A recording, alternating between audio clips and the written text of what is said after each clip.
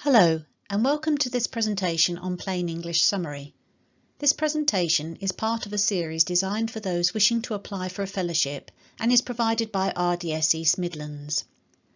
In this presentation, we will look at what the Plain English Summary is, we will define Plain English, and we will give you some hints and tips on how to write your own Plain English Summary.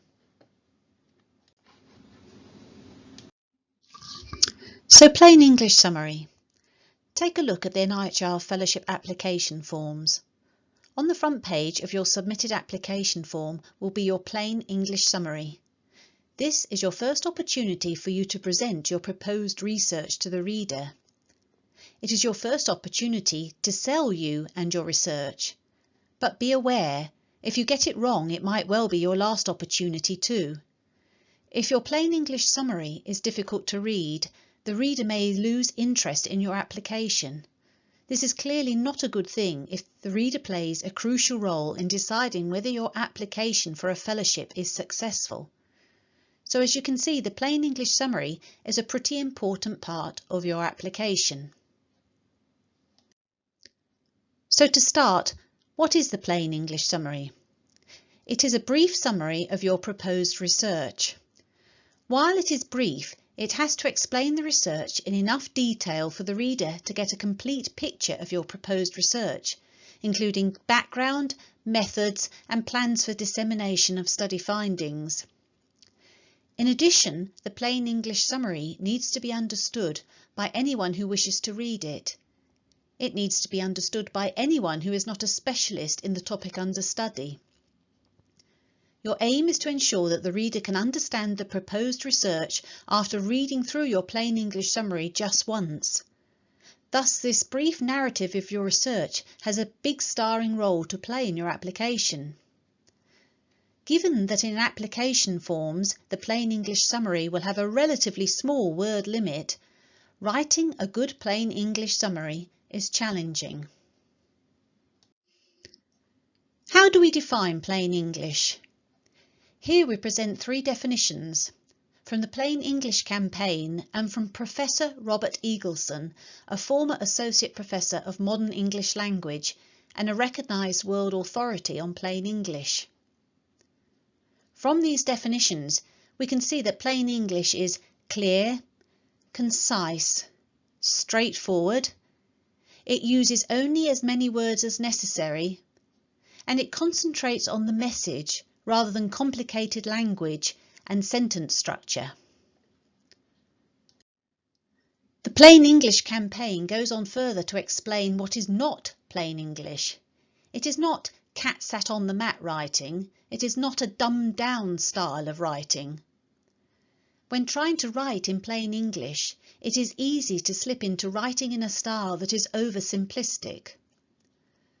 While the reader may not be an expert on your particular research topic and methodologies, that does not mean they cannot understand new concepts. Treat the reader with respect. Do not be patronising. It can be challenging to get the tone right. Remember, the aim of Plain English is to get your message across clearly, more quickly, and to a wide audience. Why is the Plain English Summary so important? Consider the scenario where a panel is convened to review the fellowship applications. Members of that panel will be given a number of applications to review. While every application will be read in full by some members, with the greatest will in the world, members do not have sufficient time to read every application in full. Thus, each application will also be read in brief by a number of panel members. Where in your application form will they find a brief description of your proposed study? The answer is the Plain English Summary. And for those panel members who do intend to read the whole application, they will frequently start with the Plain English Summary, as it should give them an initial insight into your proposed research. A good Plain English Summary will set the scene and arouse the interest of the reader. The reader should be excited and encouraged to read your application in greater detail. However, if the Plain English Summary is poorly written and difficult to understand, the reader may feel that the remainder of the application is equally likely to be poorly written and difficult to understand. You have lost their interest and they may be reluctant to read on. They may view the remainder of your application from a less than positive perspective. Your aim with your application form is to convince panel members that you are worthy of a fellowship. So don't give them an opportunity to question this by asking them to read a hazy, confused, obscure plain English summary. The plain English summary is not only aimed at panel members. It is a brief summary of your research for members of the public and other interested people. It is important that we communicate our research to a wide audience, and the NIHR uses the plain English summary to publish the research they fund, and for some funding streams the plain English summary is available online. Professor Paul Little, ex-Programme Director of NIHR Programme Grants for Applied Research, once said this: "The first thing I read in an application is a summary. It really sets the tone and helps orient the reader, making it much easier to navigate the text. The process of trying to distill the essence of complex research without dumbing it down is difficult but important, both for reviewers as well as for a public increasingly engaging with our research."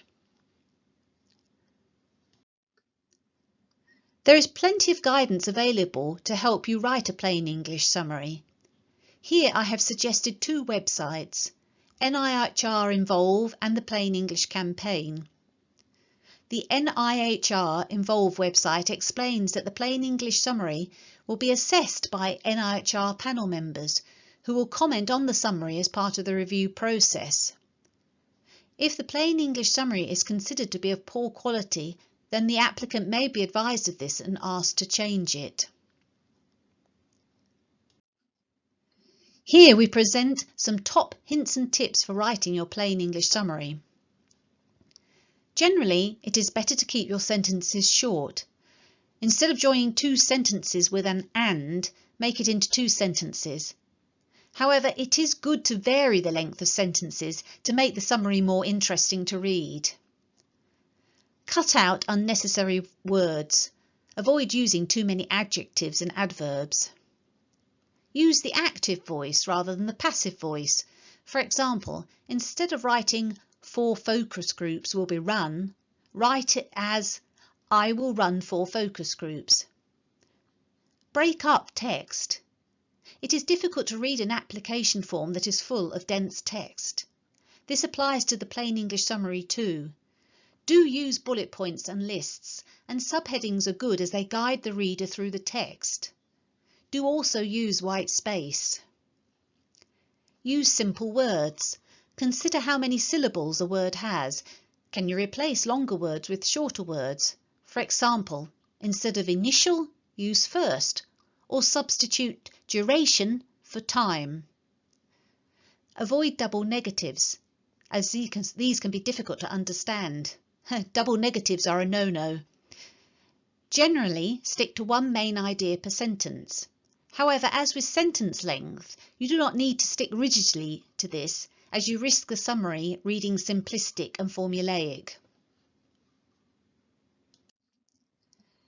As clinicians and scientists, we are accustomed to writing reports and journal articles aimed at a scientific audience. However, we need to remember that our plain English summary is aimed at a broad audience.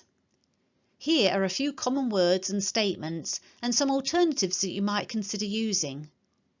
The Plain English Campaign website gives alternative suggestions for many hundreds of words, so please do take a look. Of course, you should always explain your acronyms, even in the plain English summary. From this table, you can see how easy it is for misunderstanding about your research to arise if acronyms are not explained. I would be concerned if RDS is confused with respiratory distress. When completing your fellowship application, we always say please do read the guidance notes. They are very helpful and explain what information you are expected to provide in each section of the form. This slide shows what the latest guidance notes say about the plain English summary. They explain very clearly the purpose of the plain English summary and how it will be used.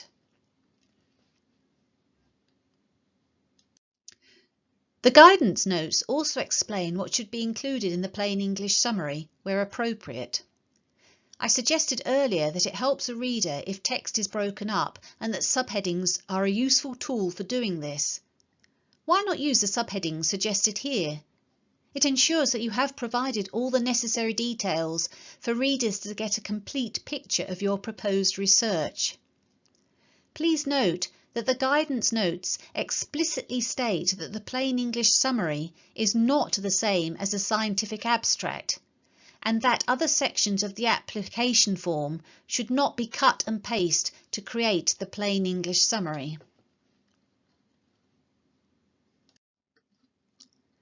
So you have written your plain English summary.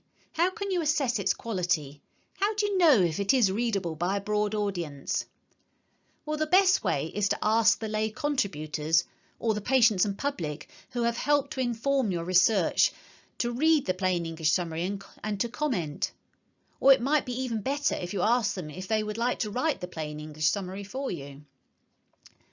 There are a number of tests available to test the readability of your summary, such as SMOG, Flesch-Kincaid and Gunnings-Fox Index, or FOG. With FOG, the higher the score, the easier it is to read. These are widely available on the internet and can give you a range of word statistics such as average number of words per sentence, average number of syllables per word, and an overall ease of readability of your text. However, I would not rely too heavily on these. I think it's often better to ask someone else to read it. This screenshot is taken from the NIHR Journals Library. This website provides details of every study funded by NIHR.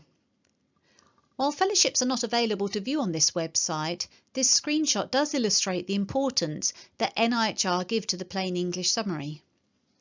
Of the 4 tabs available for a viewer to select, one of these is the plain English summary. It is seen as vital in ensuring broad accessibility of NIHR-funded research and its findings. So, to sum up, while the plain English summary represents a relatively small part of the fellowship application form, its position at the front of the form indicates its importance.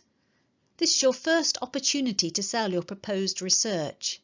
It may be the only opportunity, so use it judiciously to entice the reader to delve further into your application.